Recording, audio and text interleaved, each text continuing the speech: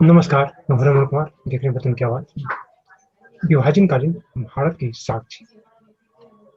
विष्णु पुराण में ऐसा जिस भारत माता का वर्णन पढ़ने को मिलता है, 14 अगस्त 1947 को उसी भारत माता का दुखद विभाजन हुआ। विभाजन के बीज तो बहुत पूर्व में ही बोए जा चुका था, लेकिन मुस्लिम लीग और उसके कार्यकर्ताओं का यह मत था कि हिंदू और मुसलमान दो अलग राष्ट्र, इसलिए मुसलमान को यह अलग राष्ट्र मिलना ही चाहिए। तो दूसरी ओर कांग्रेस का तृणमूल रवैया इसके लिए सबसे ज्यादा जिम्मेदार था।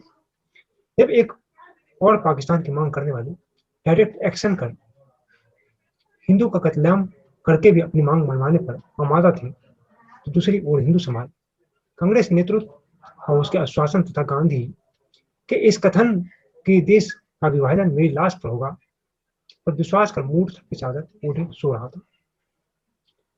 1909 में मार्ले मिंटो सुधारों में मुसलमानों को पृथक निर्वाचन क्षेत्र का जो क्रम प्रारंभ हुआ, वो क्रमश 1919 माउंटेग्यू चेम्सफोर्ड सुधार तथा 1935 के माउंटेग्यू चेम्सफोर्ड से होता हुआ 1947 के अंततः भारत विभाजन के साथ समाप्त हुआ। भारत के विभाजन के साथ ही शुरू हुआ विस्थापन का वह दौर जिसे विश्व की भीषण त्रासदी कहा जा सकता, जिसमें न जाने लाखों या करोड़ों लोग मारे गए। विस्थापन की एक छोटी सी झलक तो हमें कोरोना काल से भी मिलता है, आप हम उससे भी सीख सकते हैं। अप्रैल 2020 में दिखाई दी, किंतु इस विस्थापन में न तो किसी के साथ कोई लूटपाट हुई, न ही किसी का हत्या हुई। इस विस्थापन में विस्थापितों के साथ संपूर्ण समाज और सरकार की सहानुभूति थी तथा उन्हें भी सभी प्रकार के सहयोग भी मिला। इसके विपरीत भारत के समय भारत विभाजन के समय हुए विस्थापन की त्रासदी अत्यंत ही भयावह थी। वो इसलिए कि उस विस्थापन में उन्हें न केवल अपनी संपत्ति से हाथ धोना पड़ा, उन्हें अपने परिवारजनों की जघन्य हत्या के भीषण दृश्य भी देखने पड़े। परिवार की महिलाएं को सील भंग होते हुए देखना पड़ा।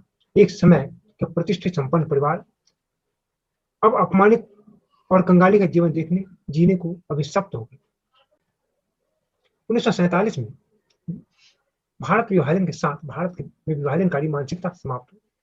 दुर्भाग्य से ऐसा दृष्टिगोचर पूर्ण नहीं होगा, क्योंकि 15 अगस्त 1947 के पश्चात भी यह सांप्रदायिक अलगाववाद समाप्त नहीं हुआ। 1948 में कश्मीर पर कबायलियों के देश में आक्रमण हो, या फिर 1967 में और 1971 का भारत पाकिस्तान युद्ध, या फिर कारगिल की लड़ाई, दुर्भाग्य से भारत में रहने वाले मुस्लिम समाज के एक वर्ग में आज भी यह भाव बना हुआ है कि वह देश का संविधान यहाँ की संस्कृति और इस देश की उन्नति के लिए आवश्यक कर्तव्यों की तुलना में वो वर्ग सदैव ही अपना अधिकारों तथा मजहबी कर्तव्यों को वरीयता देता है।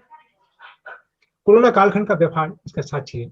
सबसे विचित्र बात यह है कि एक और पैन इस्लामिज्म या दुनिया को इस्लाम के झंडे के नीचे लाने का सपना या राष्ट्र हित की सीमा लांघता हुआ अनेक बार प्रतीत होता है, वहीं दूसरी ओर इस्लामिक देश भी आपस में परस्पर हितों के कारण संघर्षरत दृष्टिगोचर हो रहे हैं। भारत में उपासना का स्वातंत्र्य आदिकाल से रहा है।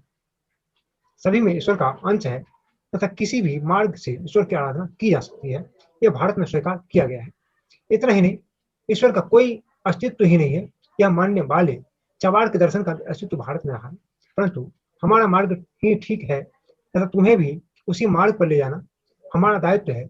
इस विषय पर भारत में कभी भी स्वीकृति नहीं मिली।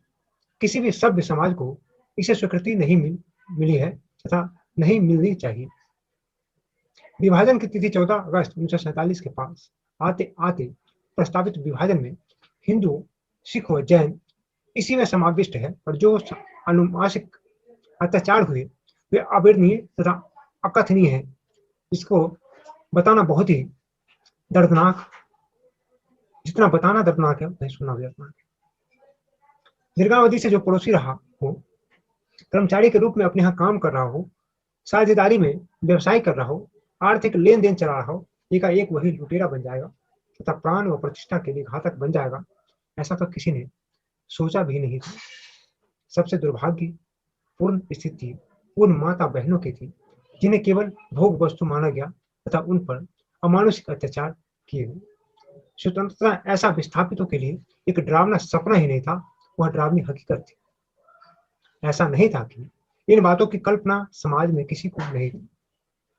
राष्ट्रीय स्वयंसेवक संघ हिंदू महासभा तथा आर्य समाज जैसे संगठन इस बारे में हिंदू समाज को जागृत कर रहे थे, परंतु एक तो उनके कार्य का विस्तार कम था तथा दूसरे उस समय लोगों का कांग्रेस नेतृत्व पर विश्वास भी अधिक था।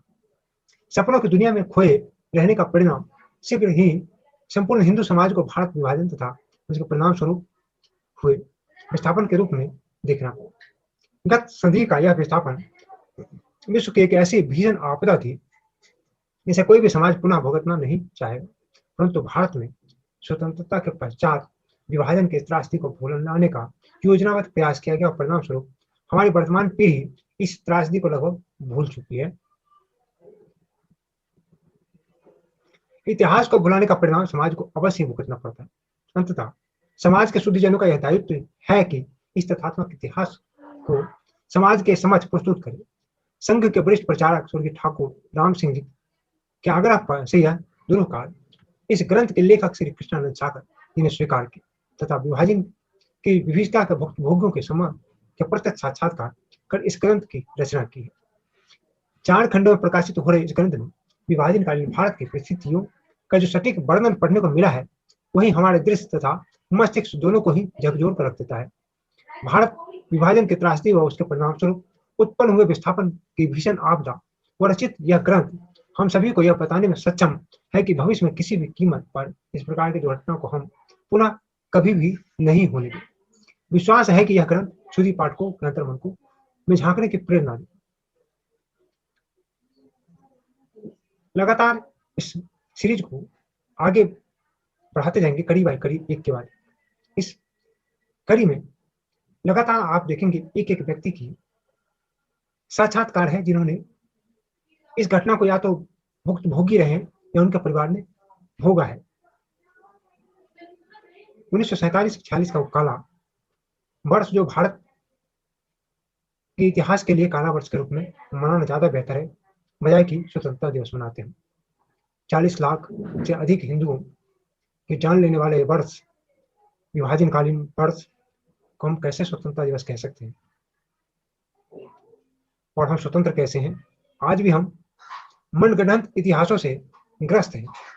उन चीजों को दूर करने के लिए विभाजनकालीन भारत का एक साक्षी, इसमें साक्षी जो भी हैं वो इस घटना के भुक्तभोगी हैं या उनके परिवार में लोग भुक्तभोगी रहे हैं।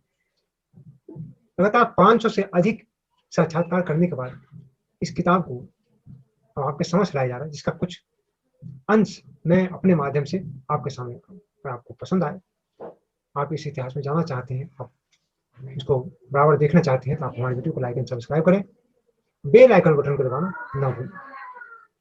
बाकी जब भी वीडियो देखें, पूरे वीडियो देखें, आप लाइक एंड सब्सक्राइब करें ना करें, हमारा उद्देश्य इसका नहीं है। हमारा उद्देश्य सिर्फ है कि ज्यादा से ज्यादा लोगों तक यह वीडियो पहुंचाए और हमारे इस पीढ़ी, वर्तमान पीढ़ी को, इससे आगे आने वाली पीढ़ी को भी इनसे अवगत कराया। नमस्कार।